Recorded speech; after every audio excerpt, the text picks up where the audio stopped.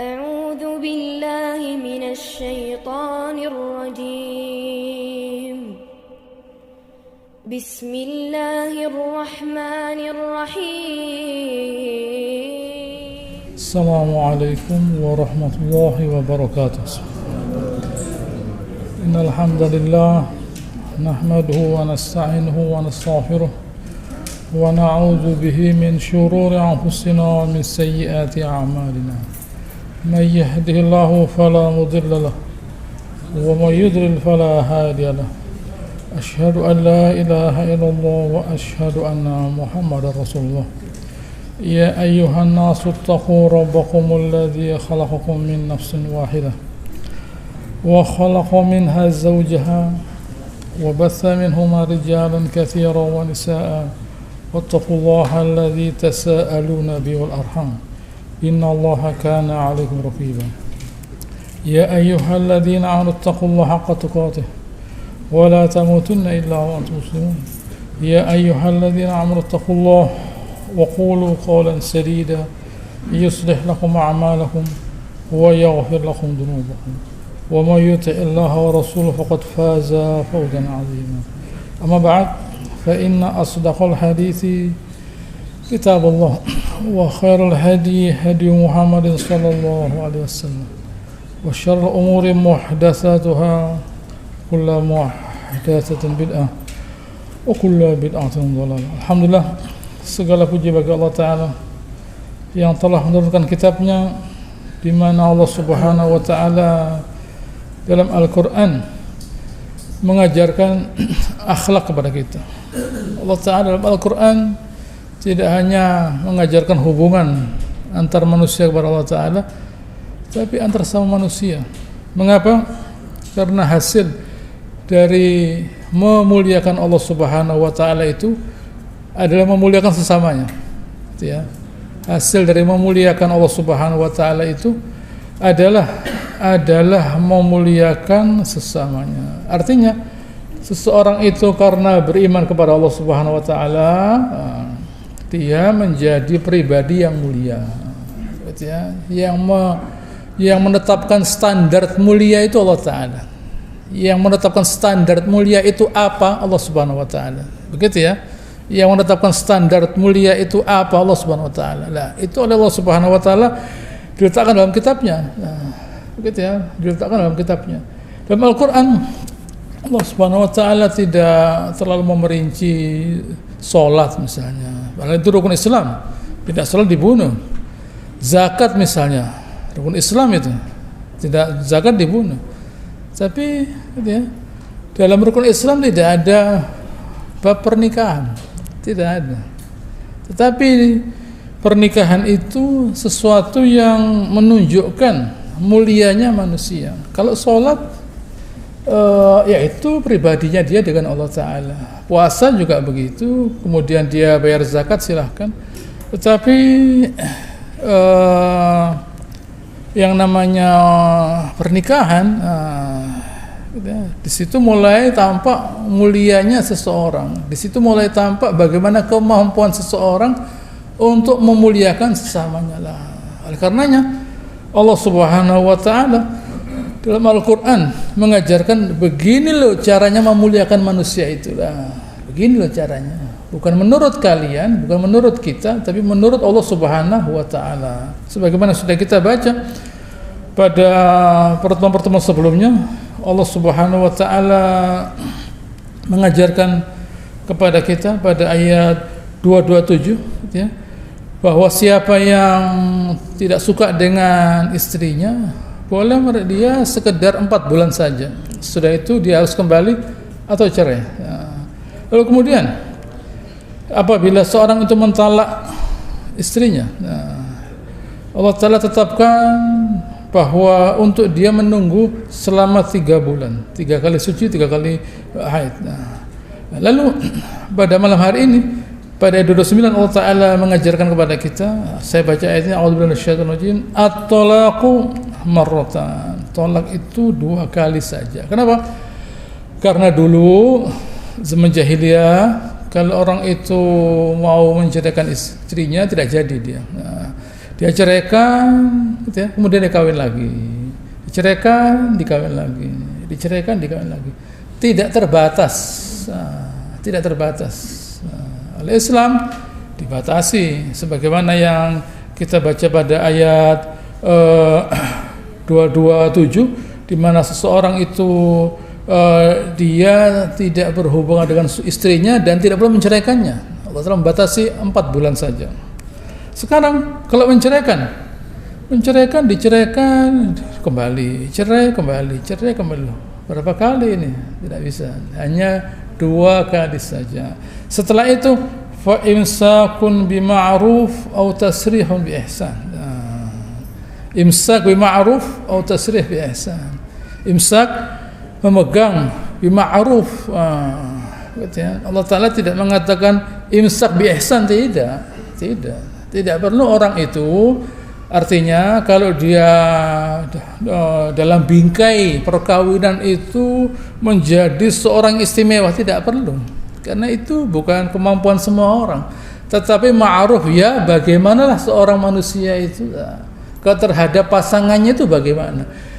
Memberikan makanan, gitu ya. Engkau berikan ke saya salam, gitu ya. Engkau berikan makanan kepada dia, istri kalian, apa yang kalian makan. Engkau berikan kepada dia pakaian, apa yang kalian pakai. Itu ma'ruf namanya. Itu ma'ruf, gitu ya. Lebih dari itu mungkin dia tidak bisa. Tapi yang penting standar sudah dipenuhi. Begitu. Adapun waktu menceraikan, Allah Ta'ala tidak mengatakan tolak, tidak. Begitu ya, Allah Ta'ala tidak mengatakan tolak, tidak mengatakan firaq, tidak. Tasrih bi ihsan. Tasrih saraha itu melepas dengan cara yang baik. Hewan itu dilepaskan disebut tasrih, dibiarkan lepas sendiri pelan-pelan. Bukan kamu keluar. Begitu ya. Hewan misalnya hewan waktu pagi hari dilepas, ayo keluar. Hewannya ngomong, ada apa kayak ngomong, sudah ngerti saya. Tidak usah diomongin, sudah ngerti saya. Kalau sudah pintunya dibuka, ya berarti saya boleh keluar. Jadi artinya kalau seseorang itu mau menceraikan istrinya, gitu ya istrinya sudah ngerti, gitu ya, bahwa suaminya sudah tidak mau, bahwa saya sekarang sudah tidak lagi berminat dengan kamu, gitu ya. Jadi daripada dilanjutkan dengan peperangan dan sebagainya, lebih baik kita berhenti di sini saja. Begitu ya, selesai. Dengan demikian dalam pandangan mata itu indah. Dalam pandangan mata itu indah. Di sini dikatakan ihsan, dihentikan dengan cara yang baik. Sesudah itu, wala yahillu lakum an ta'khudhu mimma ataitumuhunna syai'an illa ayya khafa alla yuqima hududallah. Kalian itu kalau sudah menceraikan tidak boleh mengambilnya kembali. Tidak boleh mengambil mahar yang sudah diberikan. Tidak boleh lagi mengambil mahar yang sudah diberikan. Begitu ya. Tidak boleh lagi mengambil mahar yang sudah diberikan. Begitu ya. Kecuali ada kecualinya, illa ayyakhafa alla yuqima hududallah, kecuali kalau keduanya itu dalam pernikahan ini dilihat sudah tidak bisa lagi mereka keduanya itu menegakkan hukumnya Allah Ta'ala, karena memang rasa cinta itu tidak bisa dibuat-buat. Rasa cinta itu tidak bisa ditanya. Anda kenapa kok senang dengan itu, tidak bisa ditanya itu. Anda kenapa kok senang dengan itu, tidak bisa, bukan pertanyaan itu. Anda kenapa kok benci dengan itu tidak bisa dijawab, karena itu bukan pertanyaan. Oleh karena itu tidak bisa dijawab. Karena itu rasa. Kenapa kok rasa harus dijelaskan? Bagaimana menjelaskan rasa? Bagaimana menjelaskan rasa? Anda kok senang dengan warna ini? Anda kok senang dengan baju ini? Anda kok senang dengan rumah ini? Anda kok senang dengan orang ini? Itu tidak bisa ditanya. Karena yang ditanyakan rasa. Rasa itu tidak bisa didefinisikan rasa. Rasa tidak bisa didefinisikan. Kalau sudah rasa itu tidak ada, dikhawatirkan keduanya tidak lagi menjalani perkawinan itu dalam konteks mentaati Allah Subhanahu wa Ta'ala, sudah keluar. sudah keluar dari konteks mentaati Allah Ta'ala. Ya mungkin saling menunjukkan kekurangan, saling menghina dan sebagainya. Ini bukan lagi membawa pada ketaatan. Gitu ya, kalau sudah tidak begitu, itu tidak terjadi. Kalau sudah itu tidak terjadi, Allah Ta'ala mengizinkan, gitu ya, mengizinkan seseorang itu untuk, gitu ya, untuk sebagaimana dulu ada seorang perempuan, gitu ya. Tetapi sebelum saya bacakan hadisnya, gitu ya, Nabi SAW sudah mewanti-wanti mengenai orang-orang perempuan yang meminta lepas dari suaminya tanpa alasan. Dari Thauban bahwa Rasulullah SAW bersabda, ayyuma imra'atin sa'alat zawjaha talaqaha min ghairi ba'sin. Siapapun orang perempuan yang meminta cerai pada suaminya tanpa alasan, tanpa suatu penderitaan yang dia rasakan, faharamun 'alaiha raihatul jannah.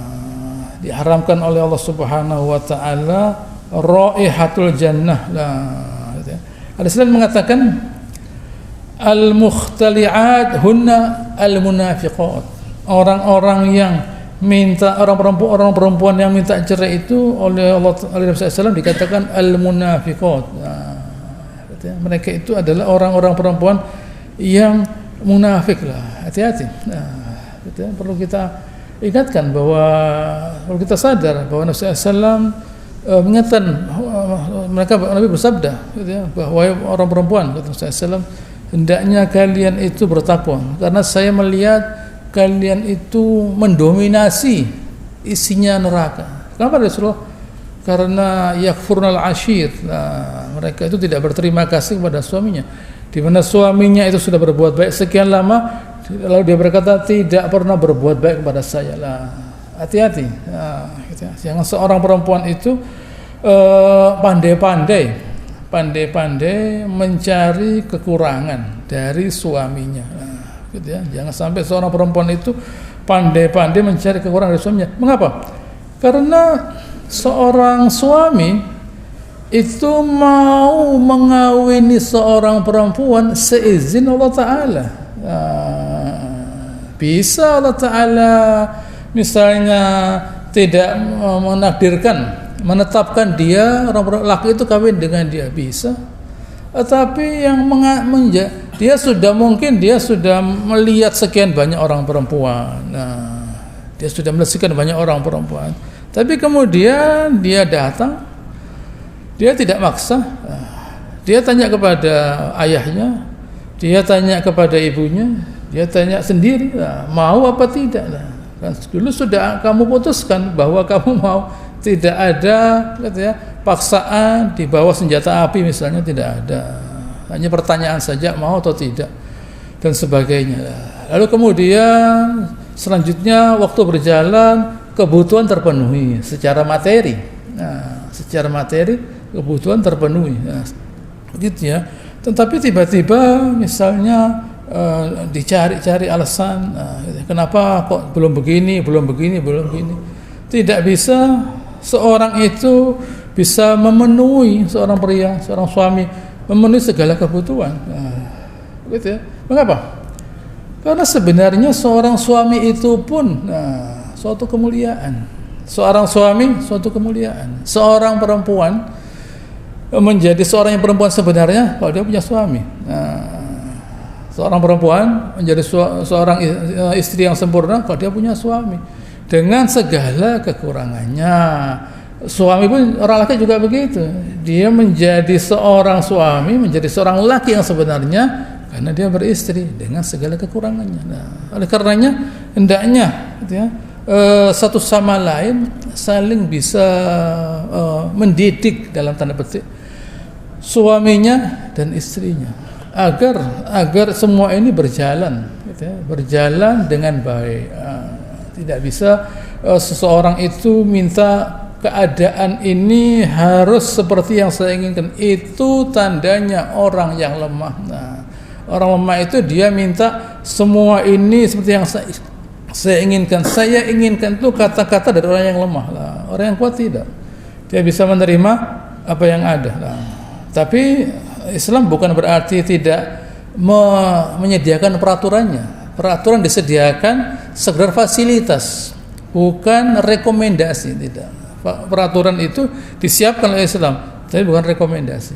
Islam tidak mendorong orang perempuan untuk cerai, tidak, untuk minta cerai, tidak. Sekedar Islam menyiapkan peraturannya.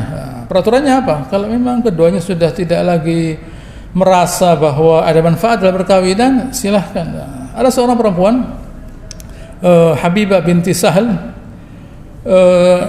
dia ketemu Nabi SAW dan berkata, ya Rasulullah, la ana wala Sabit bin Qais, suaminya. Saya sudah tidak lagi senang dengan dia. Hadis lain mengatakan damimah, gitu ya. Sudah tidak, karena orangnya tidak ganteng katanya dia. Baik, gitu ya. Dipanggil oleh Rasulullah SAW suaminya, lalu Nabi menjelaskan masalahnya. Nabi lalu berkata, khudh minha, silahkan wahai sang suami, wahai Thabit, silahkan kamu mengambil apa yang sudah kamu berikan kepadanya. Ya boleh diambil kembali. Nah, bahkan ada lagi seorang perempuan, ya sama namanya, ya, di mana dia Nabi berkata, aturuddina alaihi hadiqah tahu, maukah kamu mengembalikan kebun yang sudah kamu diberikan kepada kamu, gitu ya. Kebun itu tanah ada pohonnya. Saya jelaskan ya, kebun itu tanah ada pohonnya, bukan tanah saja, bukan pohon terbang begini, tidak, gitu ya, bukan pohon di atas begini, tidak. Tanah ada pohonnya, itu namanya kebun, begitu ya, bukan tanah saja, ada kebunnya. Kebun ada pohonnya. Pohon itu artinya memberikan manfaat. Artinya orang ini kalau sekarang maharnya tokonya ada isinya, jalan tokonya. Itu mahar, bukan mi'at alaf, gitu ya, wahid miliun, gitu ya, bukan begitu. Itu bukan mahar sebenarnya loh ya, bukan mahar. Mahar itu kebun, gitu ya, kebun. Ya kompensasi dia. Wajah tidak mendukung, tapi maharnya lah. Wajah tidak mendukung, tapi maharnya kebun, begitu ya, kebun. Begitu, itu terjadi. Ini zamannya Nabi loh ya. Nabi tidak akan berkata buat apa? Kasih kebun. Oh jadi dulu kamu kawin bahannya kebun, buat apa? Enggak, kebun tidak ada masalah. Begitu ya. Kalau dia punya, dia butuh. Karena dia tidak mendukung wajahnya, dia kasih kebun. Mahal kebun itu, miliaran kalau sekarang. Begitu ya. Sekarang miliaran kebun. Begitu ya. Ada tanahnya, tanah ada pohonnya. Begitu ya. Kamu kembali. Saya kembalikan. Hadis lain mengatakan, wallahi ya Rasulullah, ma karihtu minu dinan wala khuluqun. Ya Rasulullah, saya tidak keberatan soal agama dan akhlaknya. Wa illa an karihtu damamatahu. Saya tidak suka dengan wajahnya. Gitu ya, saya tidak suka dengan wajahnya. Baik, gitu ya. Kamu mau mengembalikan kebun yang sudah kamu terima? Na'am, gitu ya. Lau wa in sya'azittu. Kalau sekiranya mau dia minta tambah, tak tambahin. Kalau dia minta kebun ditambah lagi, saya tambahin. Dari begitu tak kuatnya dia melihat wajahnya suaminya lah. Begitu ya. Hadis lain mengatakan saudaranya Abdullah bin Ubay, ya, di mana ada asar, ada bekas pukulan. Ya. Jadi dia tidak mau. Inilah Islam. Allah Ta'ala mengajarkan kepada kita akhlak yang begitu mulia. Saya baca ayatnya, ayat 229, fa in khiftum alla yuqima hududallah fala junaha alaihi ma fi muhtadat bih. Kalau memang keduanya keduanya khawatir tidak bisa menegakkan hukum Islam dalam perkawinan mereka, silahkan yang perempuan bisa mengembalikan apa yang sudah dia terima. Fi muftadat bih. Tilka hududullah, itulah batasan-batasannya Allah Subhanahu wa taala. Fala ta'tadu, jangan melampaui batas. batas itu artinya aturan. Batas itu artinya aturan, gitu ya. Batasnya orang bertamu sekian, itu batas namanya. Nah, bukan jam 2 malam, bukan jam 2 malam mau sambang-sambangan tidak bisa. Nah, begitu ya. Ya benar. Gitu ya, semua itu ada batasnya. Gitu, ada batasnya. Artinya kalau memang kalian sudah tidak bisa lagi melanggengkan perkawinan yang dengan perkawinan tadi itu akhlak kalian terjaga, ya sudah. Nah, batasnya ya sudah, sini batasnya. Batasnya kembalikan kebun yang sudah diterima oleh si perempuan. Itu batas namanya. Jangan melampaui batas. Wa man yata'adda hududallah faulaika humuz zalimun. Siapa yang melampaui batas-batasnya Allah Subhanahu wa taala, maka dia adalah orang yang zalim. Allah taala mengatakan siapa yang melampaui batasnya Allah Subhanahu wa taala, maka dia adalah orang yang zalim, gitu ya. Kenapa kok begitu? Karena batas-batasnya Allah Subhanahu wa taala itu adalah, gitu ya, ditujukan untuk membawa kemuliaan kepada manusia. Saat dia menginjak-injak batasnya Allah taala, saat dia menginjak batas-batasnya Allah Subhanahu wa taala, artinya dia sudah tidak mau lagi menjadi mulia. Nah, hati-hati. Itulah orang zalim. Orang zalim tidak bisa dikasih batas. Tidak mau dia. Orang zalim tidak bisa dikasih batas. Dia minta sebanyak mungkin. Nah, gitu ya, sesukanya. Oh, tidak bisa. Anda kalau melampaui batas, ketahuilah itu miliknya orang lain.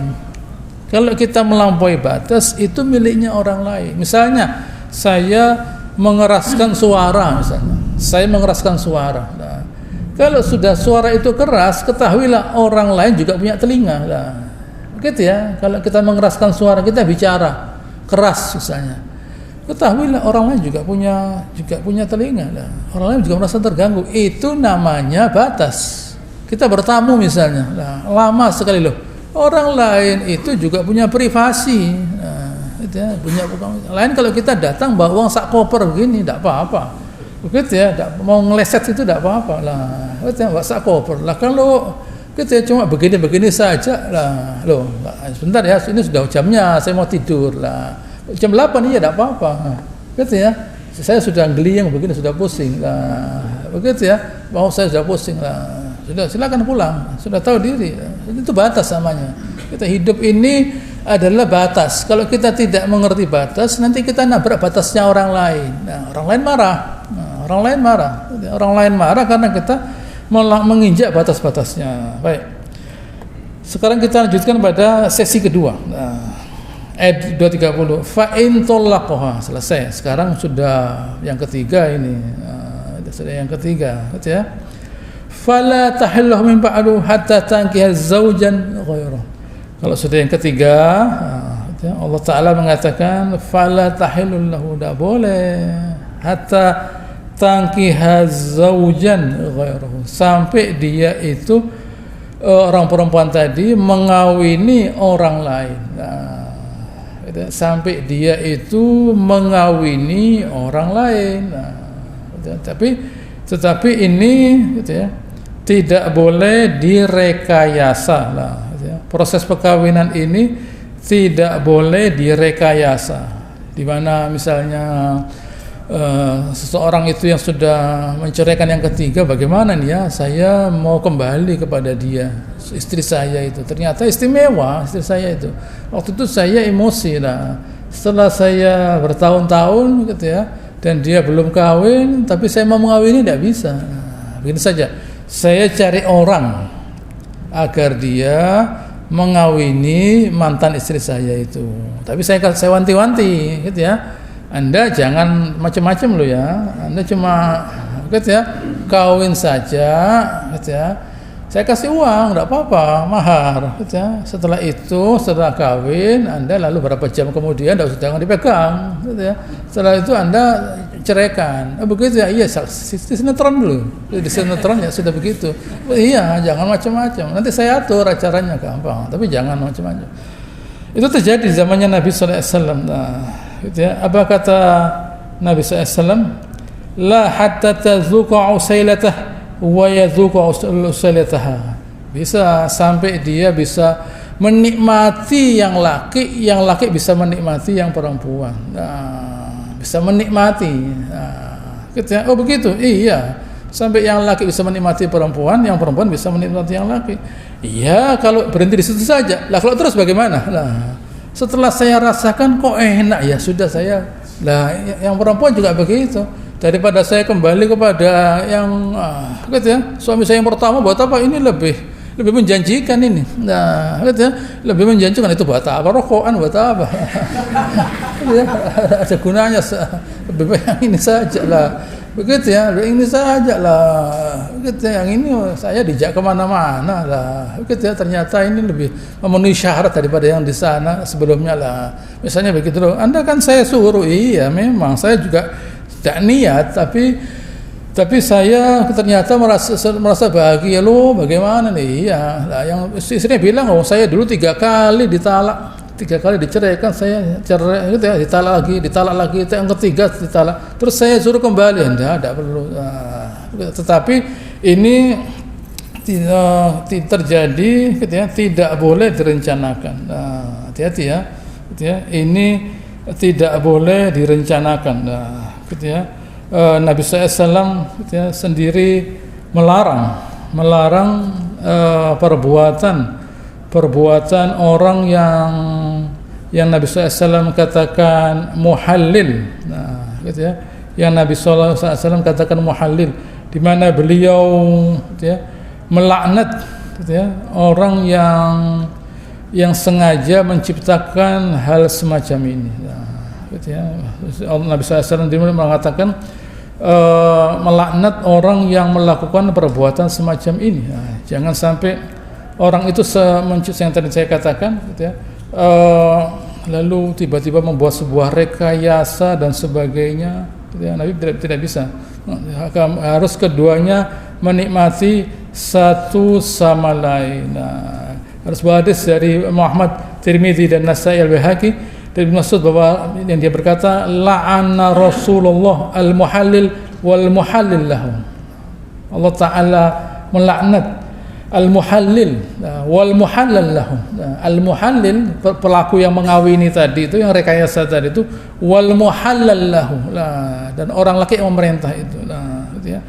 Dan Nabi juga bersabda juga dari Imam Ahmad, Abu Dawud dan Tirmidzi dan Ibnu Majah dan Al-Baihaqi dari Ali bin Abi Thalib dari Nabi SAW, beliau bersabda, la'anallahu al-muhallil wal muhallal lahu. Dilaknat oleh Allah Ta'ala. Nah, Allah Ta'ala melaknat, Nabi melaknat orang yang berbuat semacam ini, karena ini sebenarnya suatu pelecehan terhadap nilai-nilai perkawinan. Tidak boleh perkawinan itu direkayasa. Perkawinan itu adalah suatu perbuatan yang mulia. Tidak boleh perkawinan itu direkayasa. Itu perbuatan yang mulia, perbuatan yang berangkatnya dari rasa saling mencintai. Begitu ya, dari rasa saling mencintai. Tidak bisa orang pura-pura lah, gitu ya. Dia berpura-pura, tidak bisa. Ada seorang perempuan di zaman Nabi SAW yang dia itu sudah kawin, sudah dikawinkan oleh ayahnya. Lalu orang perempuan tadi itu ketemu Nabi SAW, ya Rasulullah, saya itu dipaksa kawin oleh ayah saya karena dengan seorang pria yang berharta, tapi saya tidak suka. Nah, Nabi SAW memanggil ayahnya, sekarang kamu putuskan, mau dilanjutkan atau tidak? Oh enggak, saya tidak mau cerai, cuma saya kepingin tahu apakah di dalam hal ini perempuan itu ada haknya lah. Begitu ya. Jadi orang perempuan ini dia berjasa untuk semua orang perempuan. Bahwa seorang perempuan tidak boleh dipaksa untuk mengawini seorang laki. Tidak, harus ditanya. Nabi SAW kalau beliau mau mengawinkan anaknya, beliau bertanya dulu, itu si fulan gitu ya, menanyakan kamu bagaimana lah. Nabi tanya. Kalau diam, berarti ya. Kalau diam, ya. Tapi kalau dia menjawab oh tidak, ya sudah selesai. Tidak perlu dipaksakan. Tidak usah dipaksa. Kalau ini orangnya tidak usah dipaksa. Karena ini semua rasa, kecocokan hati. Yang menjalani itu dia, bukan kita. Bukan bapaknya yang menjalani itu orang perempuan tadi. Sehingga dia mesti bertanya, mau atau tidak lah. Kan begitu. Setelah orang tuanya menyatakan bahwa orang ini pantas untuk mengawini anak saya, menurut saya sejauh ini, lebih dari itu tidak tahu. Setelah itu ditanyakan kepada yang melaksanakan perkawinan, mau enggak kamu kawin dengan ini? Diam, itu berarti dia setuju, gitu ya. Kalau dia mengatakan, wah bagaimana ya, kok saya tidak srek dan sebagainya, sudah, tidak perlu dipaksa, gitu ya. Kalau dia memang tidak mau, tidak harus dipaksa. Nah, inilah Islam, supaya nantinya tidak terjadi hal-hal yang tidak diinginkan. Baik, ya. Tilka hududullah, ya. Fa in talaqaha fala junaha alaihima ayataraja'a. Kalau suami yang kedua tadi yang tidak direncanakan itu menceraikan istrinya, silakan keduanya sekarang yataraja'a. Yataraja'a itu artinya keduanya saling kembali. Taraja'a itu saling kembali begini. Bukan satu begini, tidak. Taraja'a lah. Yang satu menyadari bahwa ternyata bahwa suami saya yang pertama itu adalah yang terbaik. Dan suami juga begitu, yang lelaki. Ternyata istri saya itu perempuan yang terbaik. Taroja, saling. Tidak bisa hanya satu saja. Satu saja nanti ya terpaksa ada orang laki lain. Ya terpaksa ada perempuan lain, tidak boleh. Ya taroja, saling kembali. Inzonna ada syaratnya. Ayyukima hududallah. Kalau keduanya itu yakin bahwa perkawinan yang terakhir ini adalah diperuntukkan untuk menegakkan hukum-hukumnya Allah Subhanahu wa taala. Wa tilka hududullah yubayyinuha liqaumin ya'lamun. Itulah hududnya Allah taala, batas-batasan dari Allah taala yang Allah Subhanahu wa taala jelaskan kepada orang yang mengerti. Mengerti apa? Mengerti manfaat dari menghormati perkawinan. Dari menghormati perkawinan. Perkawinan itu banyak batasan-batasannya, gitu ya. Karena sekarang sudah ada istrinya, karena sekarang sudah ada suaminya. Gitu ya. Kalau dulu mungkin dia bisa keluar seenaknya kapanpun, gitu ya, baik laki atau perempuan. Sekarang tidak bisa, ada yang harus dihormati. Gitu ya, ada baik yang laki menghormati perempuan, perempuan menghormati yang laki. Inilah perkawinan, gitu ya. Kalau seseorang itu tidak memahami bahwa perkawinan itu syarat dengan memuliakan, jangan dilanjutkan, jangan kawin. Gitu ya. Kalau orang itu tidak mengerti bahwa perkawinan itu adalah menghormati, jangan kawin, gitu ya, jangan kawin. Makanya orang laki harus mencari orang perempuan yang sekiranya dia bisa menghormati. Begitu ya, orang laki mesti mencari orang perempuan yang sekiranya dia bisa menghormati. Kalau dia sekedar syarat apa saya tidak ngerti, akhirnya apa yang terjadi, dia tidak bisa menghormati. Begitu ya, tidak bisa menghormati. Ya sudah, akhirnya itu sesuatu yang bukan diharapkan, tetapi tidak bisa dijauhi. Begitu ya, bukan diharapkan, tetapi kalau sudah terjadi tidak bisa dijauhi. Itu bukan diharapkan. Sesuatu barang tidak enak masa diharapkan? Tidak diharapkan, tetapi itu terjadi. Kalau sudah terjadi, ya dilihat bagaimana, sejauh mana dia tidak bisa diatur, sejauh mana. Kalau sudah completely secara keseluruhan dia tidak bisa diatur, ya selesai. Disuruh sholat tak mau, nutup aurat tidak mau, gitu ya. Disuruh pulangnya jangan lama-lama lah, 2 hari. Oh, ya bisa ini orang tidak mengerti hududullah, tidak mengerti batasan-batasannya Allah Taala. Bahwa orang itu mesti sholat, mesti begini lah. Tidak bisa. Orang ini memang kesimpulannya tidak bisa dimuliakan lah. Tidak bisa dimuliakan orang ini. Memang itulah perkawinan. Perkawinan itu seperti sebuah ujian. Sebuah ujian yang paling jujur. Perkawinan itu sebuah ujian yang paling jujur. Di mana di situ terlihat kualitasnya laki dan perempuan. Perkawinan itu sebuah ujian yang paling jujur, gitu ya. Kalau ujian di sekolah bisa dimanipulasi, Tapi kalau perkawinan tidak bisa dimanipulasi. Nah, dibuat seolah-olah seperti senang, lama-lama kelihatan. Nah, gitu ya, lama-lama kelihatan. Itu kelihatan perkawinan itu, di mana seseorang itu tampak laki dan perempuan kualitasnya waktu dia melaksanakan perkawinan. Nah, oleh karenanya, masih banyak oleh karenanya ini. Seorang pria harus mampu menjadikan istri yang dia kawin itu seseorang yang mengerti agama. Gitu ya. Harus mengerti agama. Kalau dia tidak bisa menjadikan istrinya itu seorang yang mengerti agama, itu bom waktu. Nah, supaya dia bisa ngajari istrinya, dia mesti pintar dulu, ngerti dulu dia. Ngerti agama baru dia mengajari istrinya. Nanti istrinya ngajari anaknya. Lah kalau dia sendiri belum memahami agama, lah bagaimana bisa menjadikan istrinya mulia? Tidak mulia. Nah, begitu ya. Baik. Masih terkait dengan perceraian, ayat 231, wa idza talaqtumun nisaa fabalaghna ajalahunna fa'amsikuhunna bima'ruf aw sarrihuhunna bima'ruf. Diulangi lagi Allah Ta'ala. Ayat 231. Kalau kalian itu sudah menceraikan, gitu ya, sudah menceraikan istrinya, gitu ya, hendaknya dia, kalau sudah sampai pada ajalnya, gitu ya, hendaknya dia itu, gitu ya, berbaik pada dia, gitu ya. Kalau dia sudah menceraikan, kalau mau menceraikan istrinya, fa balaghna ajalahunna, hendaknya dia itu bersikap, gitu ya, bersikap baik kepada istrinya. Nah, gitu ya. pada yang kedua ini, nah, gitu ya, au sarihun bil ma'ruf, selesai, gitu ya. Wala tumsikuhunna dhiraran lita'tadu. Jangan kalian itu memegangnya, gitu ya, zirar, untuk menzaliminya. Untuk apa? Lita'tadu, untuk melampaui batas.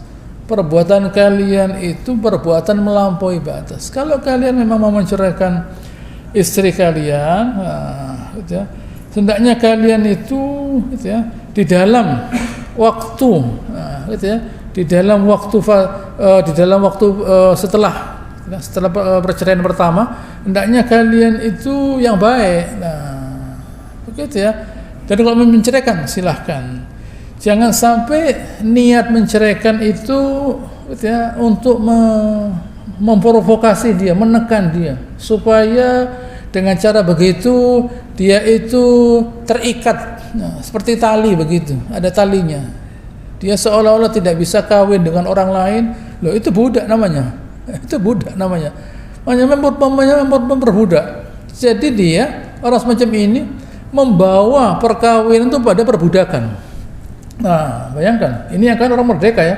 Tapi kemudian dibawa dalam perbudakan. Diceraikan tidak, dikawin tidak. Kawin cerai. Tidak boleh. Wa man yaf'al dzalika faqad dzalama nafsah. Yang berbuat semacam itu orang yang menzalimi dirinya. Wala tattakhidu ayatillahi huzwa. Jangan kalian itu menjadikan ayat-ayat Allah Subhanahu wa taala, gitu ya, menjadi alat permainan. Loh, tidak boleh. Nah, gitu ya. Mau diceraikan tidak jadi, gitu ya. Mau si istri sudah kepingin cerai. Oh, tidak saya ceraikan. Nah, tidak benar. Nah, silahkan, kalau sudah tidak senang, lepaskan saja. Buat apa? Memaksakan diri untuk, gitu ya, untuk mencintai seorang perempuan, buat apa? Nah, gitu ya. Tapi saya tidak mau dia dikawin orang lain. Loh, ada apa? Kalau sudah Anda tidak suka, tidak senang, itu berarti itu bukan pasangan Anda. Jangan dibuat, jangan. Kalau sudah Anda sudah tidak senang, itu berarti bukan rezeki kita. Ya, lepaskan saja. Coba dibuat-buat. Ya, saya tidak enak dilihat orang, dibicarakan orang loh. Gitu ya. Memang sudah tidak bisa dilanjutkan. Gitu ya. Wala tattakhidhu ayatillahi huzwa wadhkuru ni'matallahi 'alaikum. Allah Ta'ala ingatkan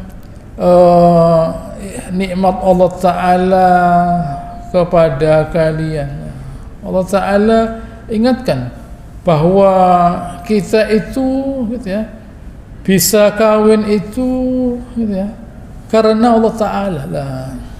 Jangan sampai itu dibuat permainan. Nah, kamu saya ceritakan ya, nanti kalau kamu udah ini gitu ya, ancaman-ancaman dan sebagainya loh, jangan peraturan dibuat permainan. Nah, begitu ya, ingat kamu itu sehat, beriman, suatu kenikmatan, sehat, suatu kenikmatan, ada istri, suatu kenikmatan loh, begitu ya.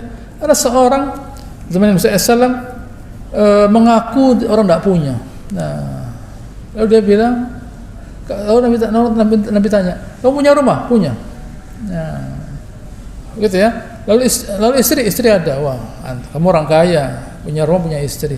Lalu orang tadi berkata, saya punya budak, antal malik, kamu raja. Lah, ngaku tidak punya, tapi ada rumah, ada istrinya di dalamnya, bahkan ditambah budak. Oh, raja itu. Lah, begitu ya. Jadi kalau kita Allah Ta'ala diberi istri, diberi rezeki sebuah rumah, gitu ya, itu sebuah istana sebenarnya. Nah, hendaknya kita menjadikan rumah kita itu tempat kita mendapatkan kebahagiaan padanya. Jangan sampai kita itu meremehkan rezeki berupa istri yang Allah Subhanahu wa Ta'ala itu memberikan kepada kita. Jangan dipermainkan. Apa yang terjadi kalau sudah tidak beristri? Nah, tidak mulia sebagaimana kalau dia punya istri. Wadhkuru ni'matallahi 'alaikum wa ma anzala 'alaikum minal kitabi wal hikmah ya'idukum bih. Ingatlah nikmat Allah Ta'ala, kalian yang saya katakan gitu ya. Dan wa ma anzala 'alaikum minal kitab, loh, dikasih Quran oleh Allah Ta'ala, wal hikmah, sunnahnya Nabi SAW loh. Begitu ya. Jangan kita merasa bahwa ini semua bukan nikmat. Ini nikmat. Ada kesehatan, ada iman, ada kesehatan, ada istri, kemudian ada Al-Quran, kemudian ada sunnah. Nah, ini suatu kenikmatan. Jangan sampai ini semua dianggap sesuatu yang tidak bernilai. Apa terjadi? Kita tidak menjadi orang yang mulia, percuma. Kita hidup di dunia ini, kalau kita tidak bersandar kepada nilai-nilai kemuliaan yang sudah Allah Ta'ala pasangkan dalam diri kita tidak akan mulia. Kita itu mulia bukan karena apa yang kita miliki berupa materi, tidak. Kita mulia karena apa yang kita miliki berupa akhlak.